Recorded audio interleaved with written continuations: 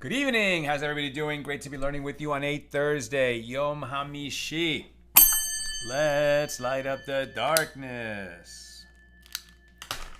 Who's in the house?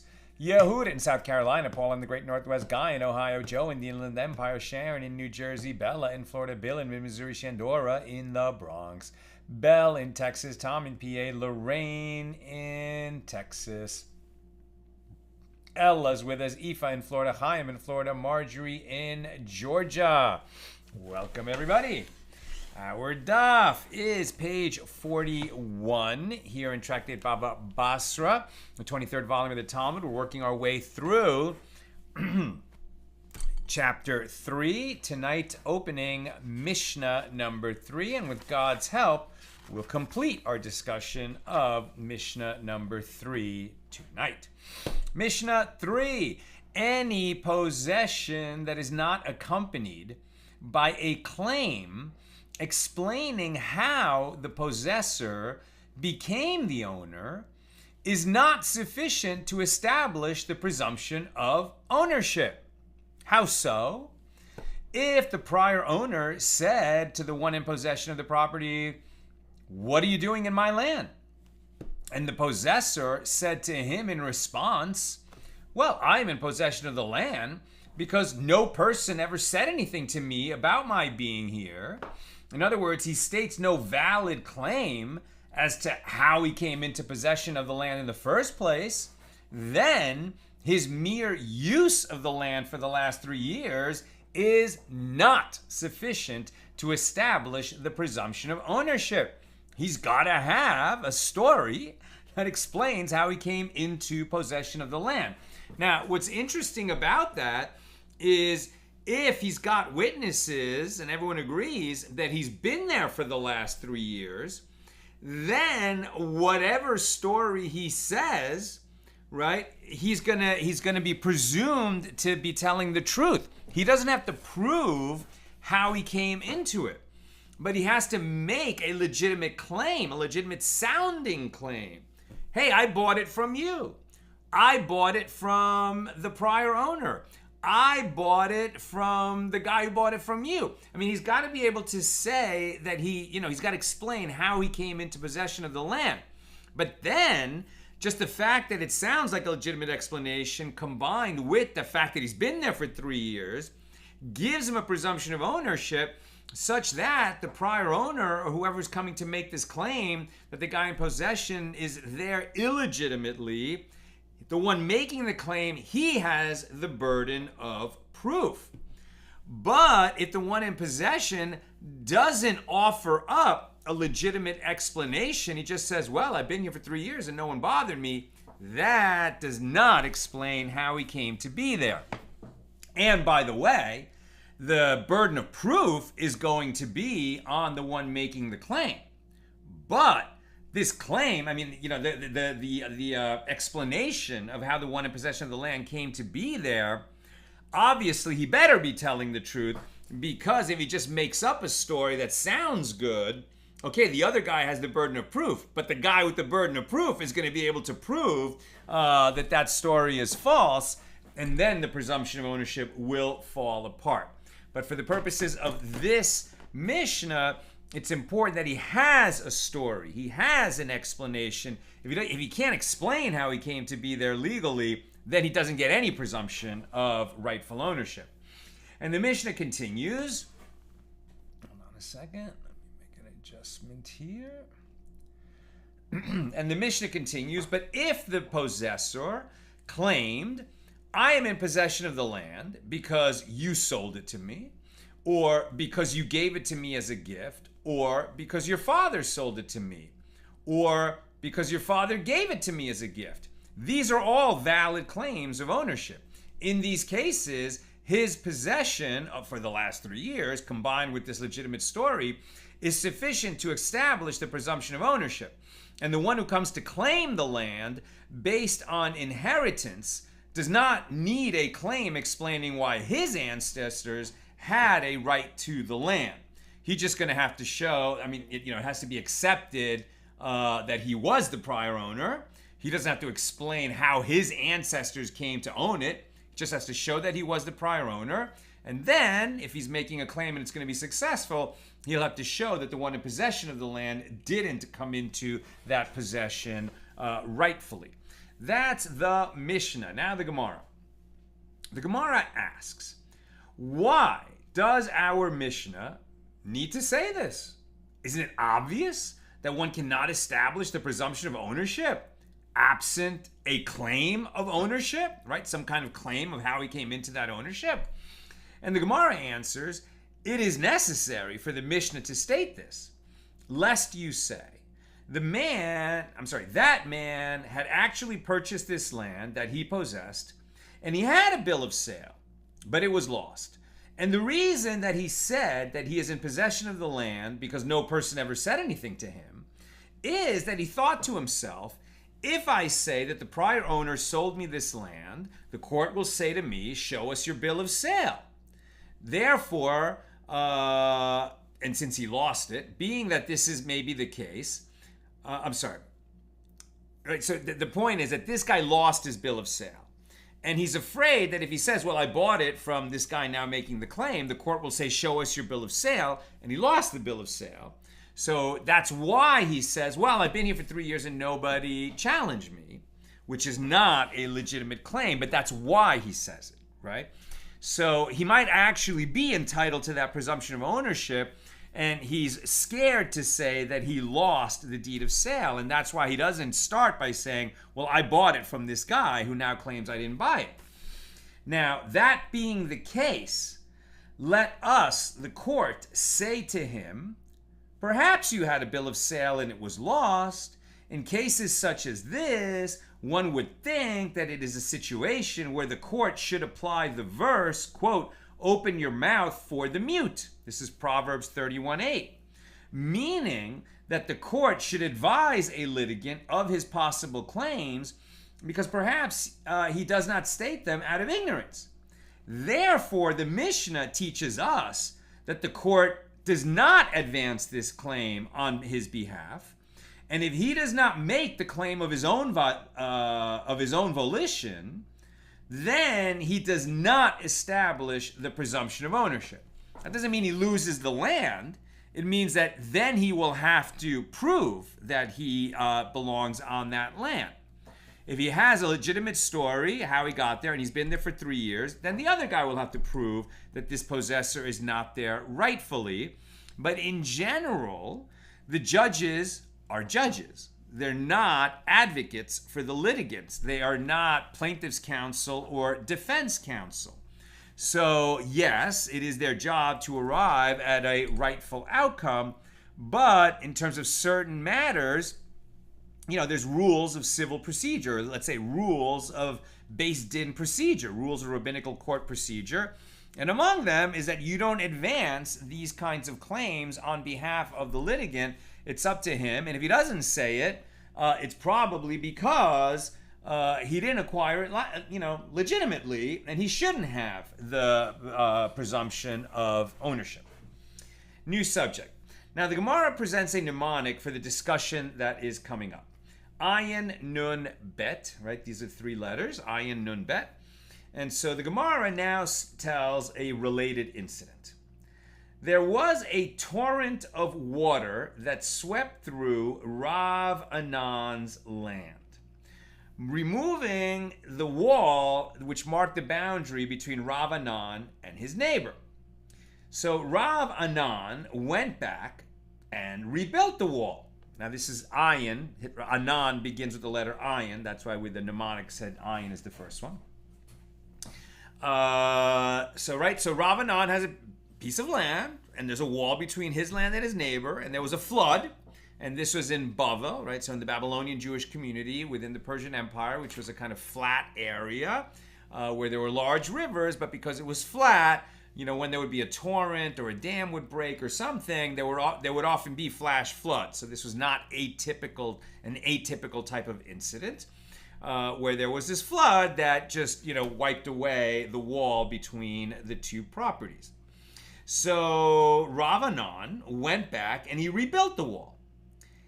Inadvertently, placing it in his neighbor's land. In other words, he didn't rebuild the wall where it was. He rebuilt it a little bit, encroaching onto his neighbor's land. He didn't do that on purpose, but he did it. And then the neighbor didn't complain. He didn't realize that a mistake had been made either, and the wall just sat there. So then what? Rav Anan came before Rav Nachman to ask him what he should do about it. Rav Nachman said to him, well, go return the boundary back to its prior position. In other words, tear down the wall and rebuild it in the right place. It's going to be expensive, but that's what you need to do. Rav Anan replied, but why should I return the boundary?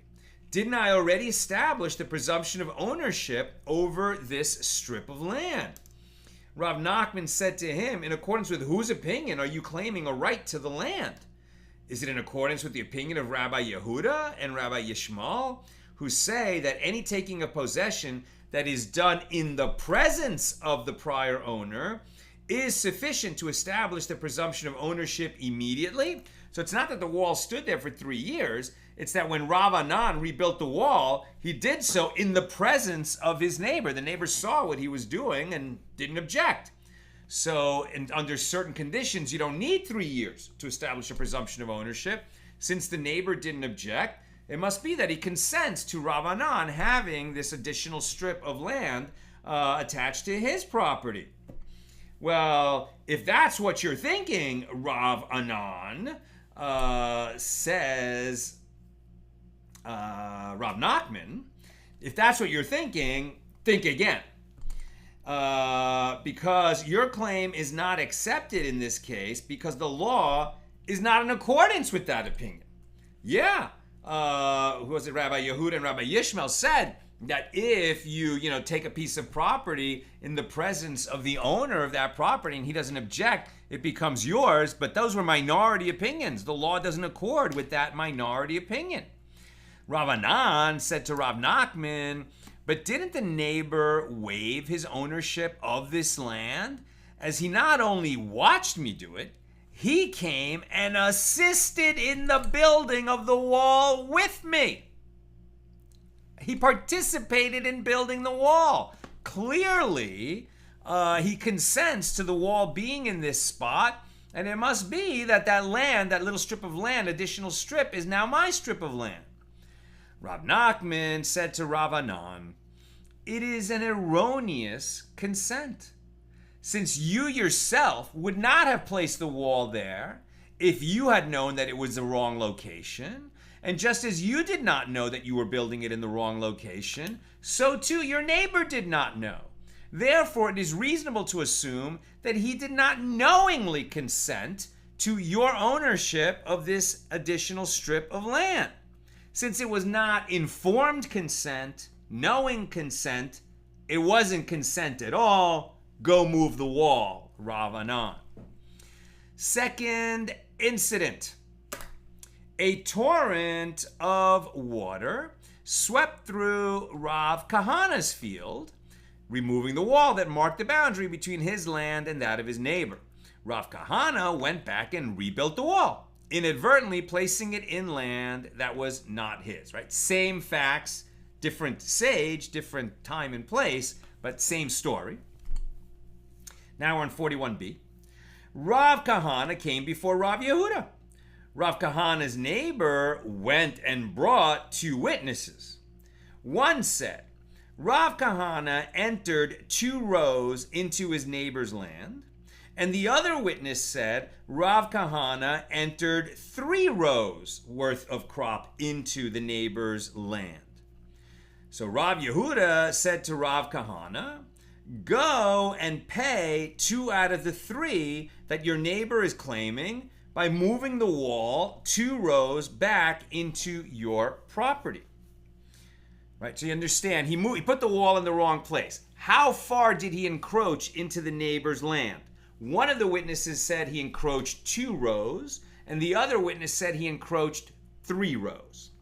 Right? So Rav Yehuda says, okay, well, they both agree that you encroached at least 2 rows, so move your fence back 2 rows. Rav Kahana said to Rav Yehuda, in accordance with whose opinion are you ruling that the testimony of these two witnesses who contradict each other is valid. Right? After all, the witnesses are not telling the same story. One says he encroached 2 rows, the other says he encroached 3 rows. So we have two witnesses contradicting each other. And you're going to say, well, let's just take what the witnesses agree on and use that. But is that the law? Is this in accordance with the opinion of Rabbi Shimon ben Elazar? As it is taught in a Baraisa, that Rabbi Shimon ben Elazar said, Beis Shammai and Beis Hillel, right, the academies of Shammai and of Hillel, did not disagree with regard to 2 sets of witnesses, meaning 4 witnesses altogether, where one set of witnesses says that a litigant owes 100 dinars, and the other set of witnesses, the other 2 witnesses, say that the litigant owes 200 dinars. So in such a case, all 4 witnesses agree that the litigant owes at least 100 dinars, right? Since one set of witnesses said he owes 100, the other set of witnesses say he owes 200. Okay, well, all agree that he owes at least 100, so the ruling is he pays 100. Now, with regard to what did Beis Shammai and Beis Hillel disagree? They disagree with regard to a single set of witnesses, where you have 2 witnesses that don't agree with each other. Remember, we can only establish a matter by the testimony of 2 witnesses. So you can have 2 sets of witnesses who disagree with each other. But if you only have a single set of witnesses, right, in other words, 2 witnesses, and they disagree with each other, are we going to still apply this principle of award to the plaintiff that which the 2 witnesses actually do agree on? Right, the lowest common denominator, the included amount. Do we say that? They disagree with regard to one set of witnesses, where one witness says that a litigant owes 100 dinars, and the other witness says that he owes 200. As, in such a case, Beis Shammai say that their testimony is divided. They don't agree on their testimony, and therefore they do not combine to form a set of witnesses, meaning there is no valid testimony, and the plaintiff is awarded nothing. But Beis Hillel say that the 200 includes 100, and they combine to form a set of witnesses. So Rav Kahana assumed that Rav Yehuda is basing his ruling on Rabbi Shimon ben Elazar's interpretation of the opinion of Beis Hillel. Rav Kahana then said to Rav Yehuda, well, how can you rely on this opinion? But I can bring you a letter from the West, meaning from the sages in Eretz Yisrael. These guys are in Bava, but the sages in Eretz Yisrael, according to Rav Kahana, say that the law is not in accordance with the opinion of Rabbi Shimon ben Elazar, and that in fact, Beis Hillel agree with Beis Shammai and disqualify 2 witnesses that can't agree with each other on what happened. And so when you have contradictory testimonies of 2 sets of witnesses, one says 100 dinars, the other says 200 dinars. Okay, so you award 100 dinars because the 2 sets agree on that. But where you have one witness contradicting one witness, and this one says 100 dinars and this one says 200 dinars, we haven't created a consistent testimony of 2 witnesses. Therefore, we have no testimony that is valid and no amount is awarded, not only according to Beis Shammai, but also according to Beis Hillel, according to what Rav Kahana is reporting to Rav Yehuda, has become the accepted opinion in Eretz Yisrael, but they're standing in Bava. So what do you think Rav Yehuda says to Rav Kahana? I will accept that ruling when you will bring me such a letter. Until then, I stand by my ruling. One witness said 2 rows, the other witness said 3 rows. They agree that you encroached at least 2 rows. Move your fence back 2 rows. And that was the outcome. Next incident, the 3rd incident. The Gemara relates, there was a certain man who resided in a loft in Kashta for 4 years.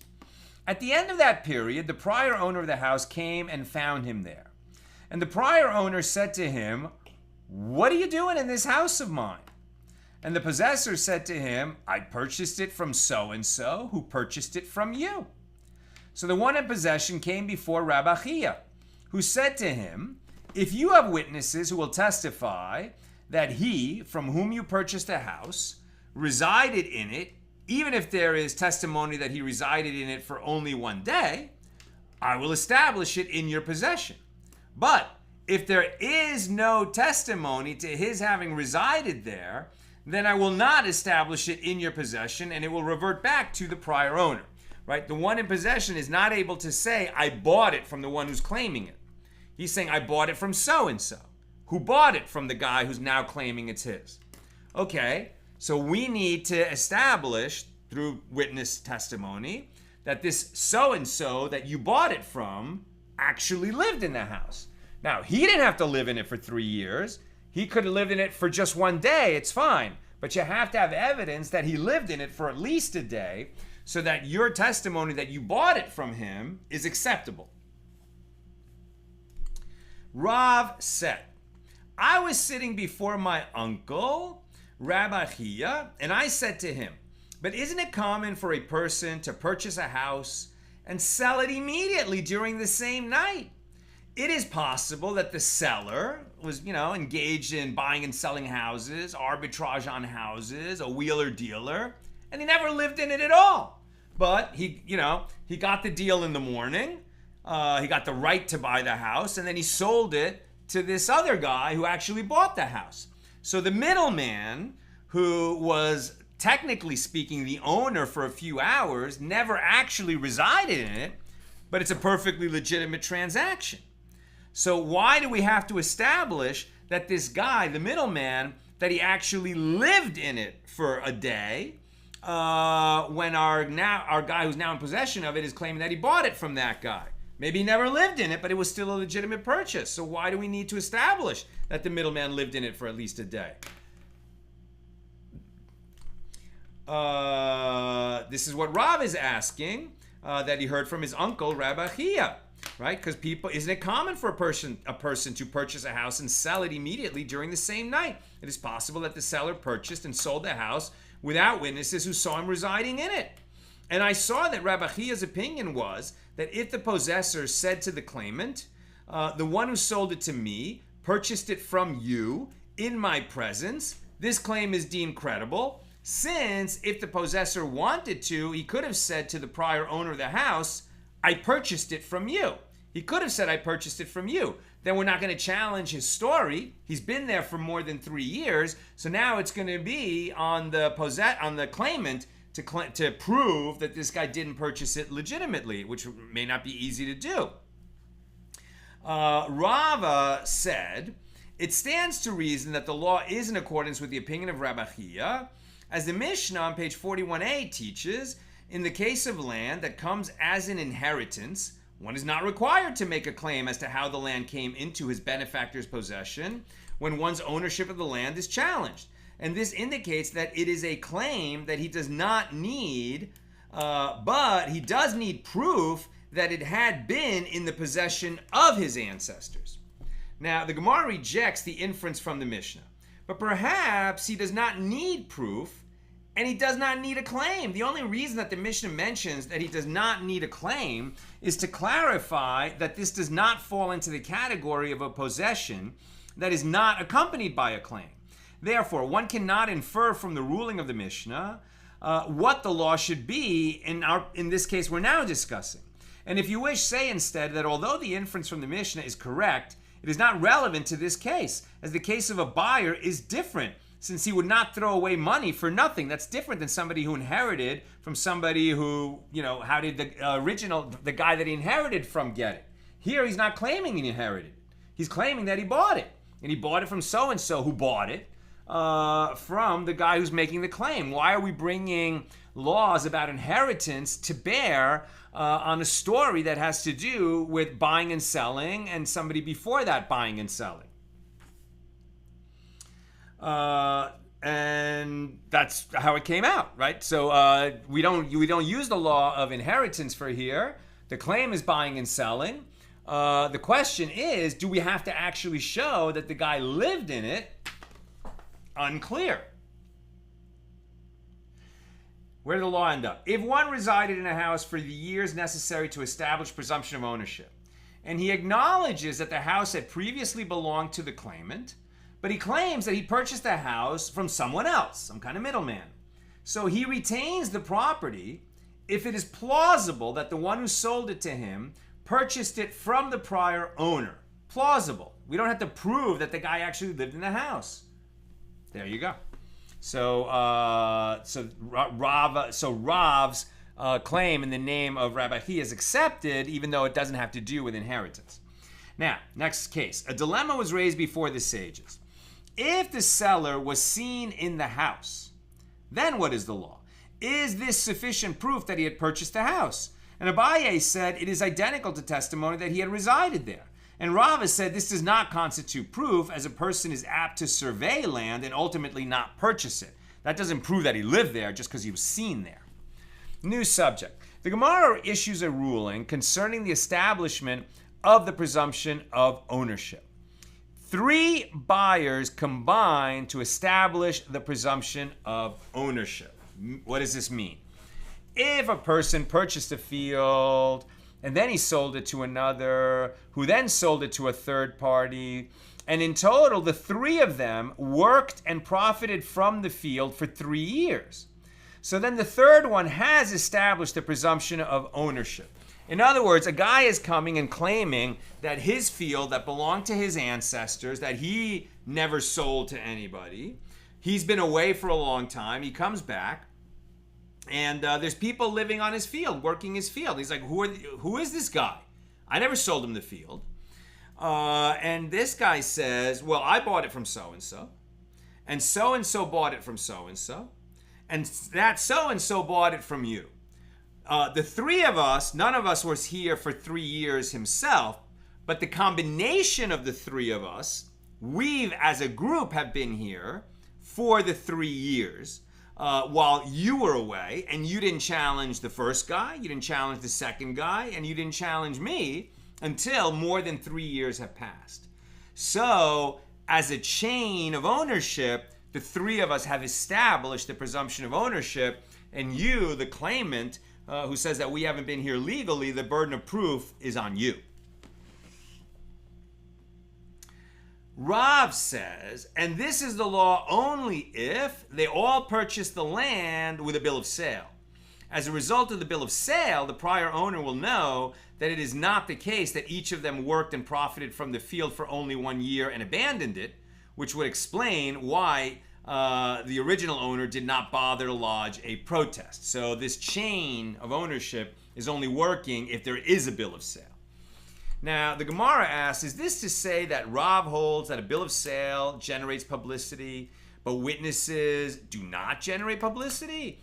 But doesn't Rav say that with regard to one who sells a field in the presence of witnesses, and that field is later seized by the creditors of the seller, the buyer collects from the liened property that the seller had sold to others to be reimbursed for his seized field? In other words, if I sell you a field, right, and I give you a bill of sale, whatever, it's a legitimate sale, I sell you this field for $1,000, you give me the $1,000, you take the field, we go our way.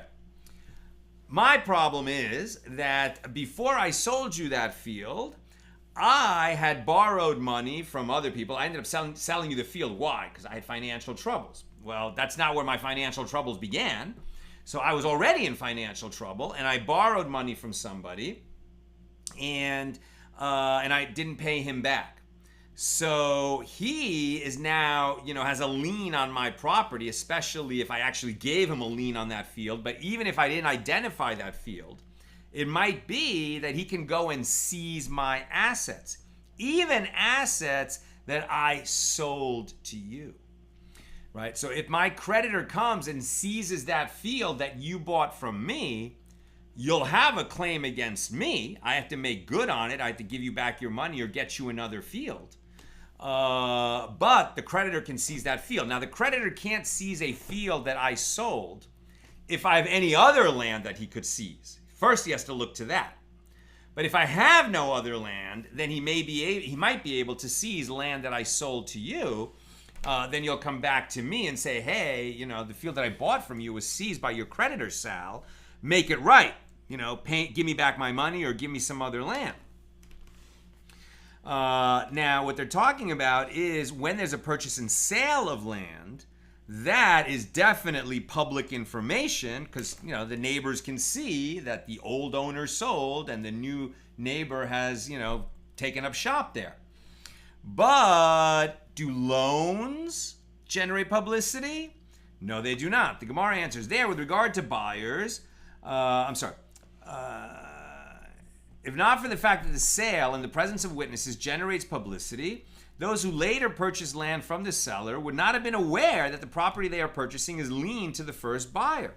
And the Gemara answers there with regard to buyers, they cause their own loss by not investigating whether there was a lien on the property that they intended to buy. Okay, so here we're talking about where there is an actual lien.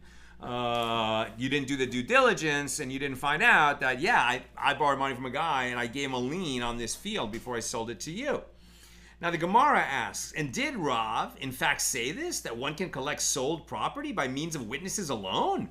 But didn't we learn in the Mishna on page 175a that one who lends money to another with a promissory note collects his debt from liened property that had been sold after the loan if the debtor has no other property? But if one lent by means of witnesses without a promissory note, he collects his debt only from unsold property, and he cannot look to a field to collect from that after it's been sold.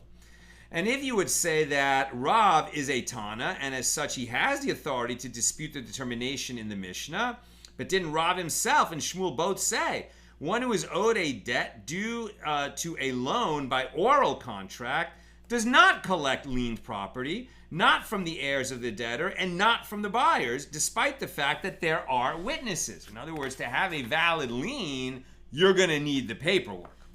We are on page 41a now. We're going a little bit forward so we can finish the discussion of Mishnah number 3. Now the Gemara answers, are you raising a contradiction from a case of a loan to a case of a sale? They are not comparable. In the case of a loan, when one borrows money, he borrows discreetly in order that his property not be devalued, as people will pay less for his property if they know that he is pressed for capital. Since a loan is issued discreetly, the presumption is that the buyers were unaware of the loan. Therefore, the creditor does not collect from properties that have been sold.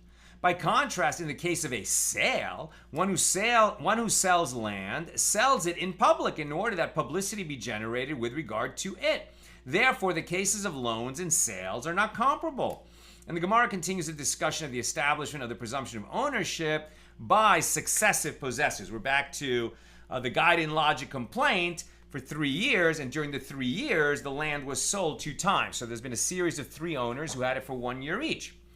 So the sages taught, if the father worked and profited from the land for 1 year, and then he died, and the son who inherited it from him worked and profited from it for 2 years.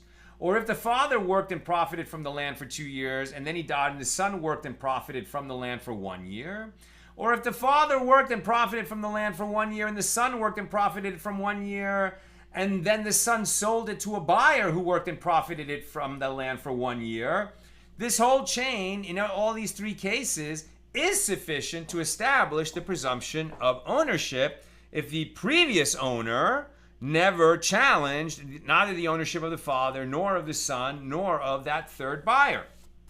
And the Gemara asks, is this to say that with regard to a buyer, the transaction generates publicity? And one can raise a contradiction from a Baraisa in Tosefta 2:8, which says, if one worked and profited from the land in the presence of the father, who was the prior owner, for 1 year, and in the presence of the son, who then inherited it from the father for 2 years, or in the presence of the father for 2 years, and in the presence of the son for 1 year, or in the presence of the father for 1 year, and in the presence of the son for 1 year, and in the presence of the third buyer, who purchased it from the son for 1 year, this is sufficient to establish the presumption of ownership. And if it enters your mind that with regard to a buyer, the transaction generates publicity, well, there is no greater protest than this. By selling his land to someone else, the son of the prior owner is clearly stating that it does not belong to the possessor. So Rav Papa said, this is not a contradiction. as when that baraisa is taught, it is taught with regard to one who sells his fields without specification, meaning the son of the prior owner sold his fields without clarifying which fields he was selling. Since he did not specify the field from which the possessor is profiting, the possessor had no reason to assume that this field was being sold and that he needed to hold on to his deed, and he establishes the presumption of ownership despite the sale.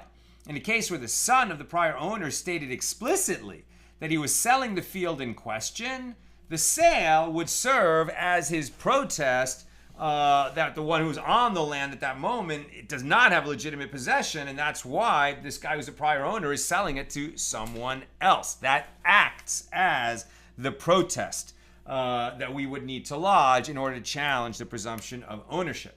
And that concludes our discussion of Mishnah number 3 here in chapter 3. Let's take a few questions.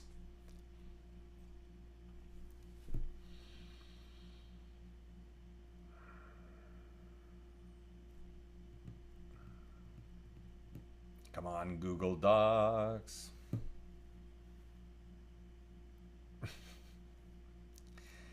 Apologize.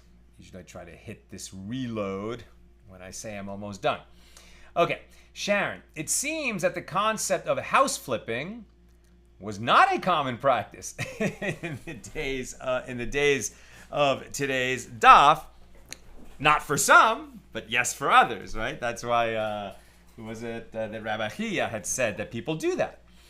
Tom, it is interesting that they use halacha, right, law, for both religious requirements and proper ritual, worship, etc., and also for property transactions and similar secular matters. Yeah, like what is the halacha? What is the Jewish law? And that's the Jewish law in any area of Jewish law, whether it's ritual law, commercial law, capital cases. You know, we would still refer to the relevant rules as the halacha, right? And that's why we always say, and the halacha is, right? So after the sages debated back and forth, and that's what I like, by the way, about the Koran, that when there's a debate about what the halacha is, very often the Gemara doesn't say where the halacha ended up. The Shulchan Aruch is our source for that, and there's always almost always citations here in the Koran of where the halacha ended up. Jonathan, although the lessons in real estate law are interesting and necessary, I remind myself that the land was given in Israel by divine decree. So it is important to keep things straight, right? And that's why this possession by ancestors keeps coming up, right? Because, it's no longer the case now. Israel is not run under Torah law in the modern state of Israel. But in ancient times, when Torah law ran Israel, so there was no purchase and sale of land in a permanent manner. Really what you were selling is crop years, the right to the crops for a certain number of years, and then the land would revert to its ancestral holding. However, by the time of the Gemara, Israel was not being run under Torah law. Land was being bought and sold in other ways, and certainly there was no ancestral holdings of, from the time of Joshua, when Jews were buying and selling land in Bava, right, in the Persian Empire. So certainly I think the takeaway that we get over and over and over and over and over is record everything properly on paper in the presence of witnesses with high degrees of specificity.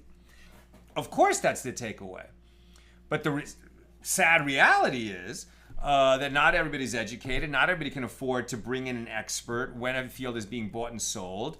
And you've got simple people, farmers far away from any large town who just do a handshake deal, maybe in the presence of their neighbors, and one sells a field to his neighbor, and they didn't have the right degree of specificity, and they didn't do a survey, and they didn't walk the land, and they just do it according to the custom of their fathers.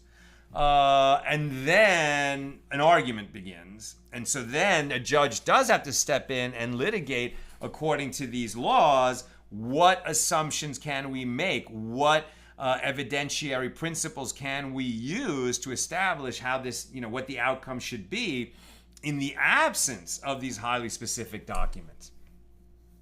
And Joe, with regard to house flipping, this was an agrarian society. People are rooted to the land. You work it, you live on it, and you live off it.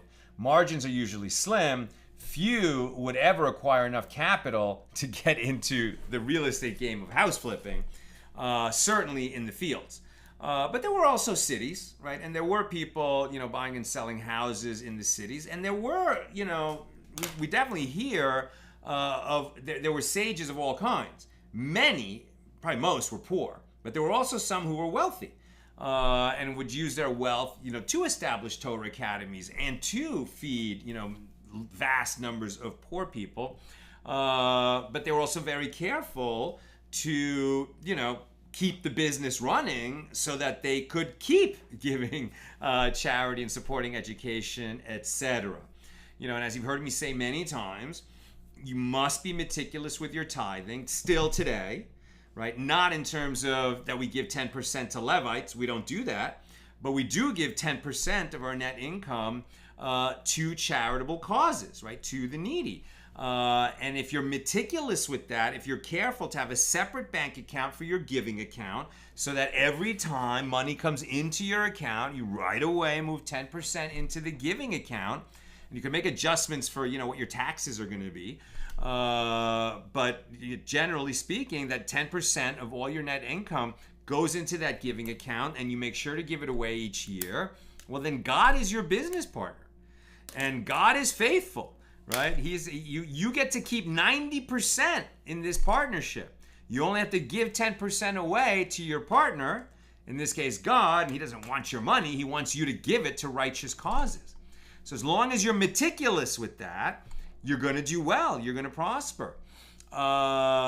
There's several teachings in the Gemara, I was just reading about this, where, somebody was very meticulous with that his whole life, and he instructed his son upon receiving his inheritance to do the same, and the son tithed properly, gave 10% away to charity the first year, and everything was good. But then, after that, he's like, I'm giving away a lot of money.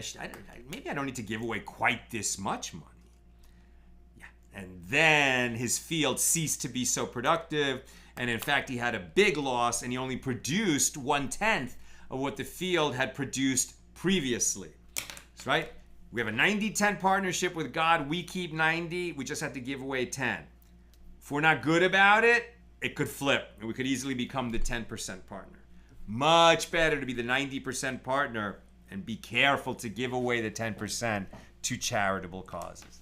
That's what I've got for us today. And with God's help, we'll be together again tomorrow, Friday, at the regular Friday time, noon Pacific. Have a good night.